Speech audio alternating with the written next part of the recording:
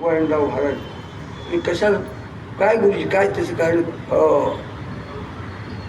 शिवछत्रपती पौर्णिमेला गेले 1680. हनुमान जयंती दुपारी 12:03 रायगडावरती शेवटचा श्वास सोडला.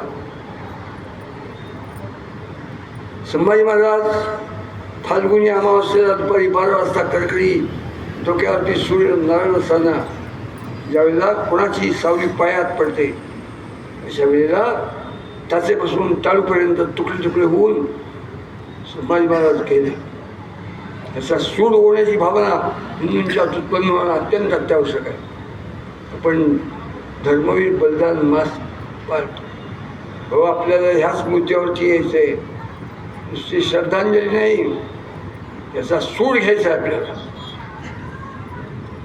क्रियाशील सूड घ्यायचा आहे.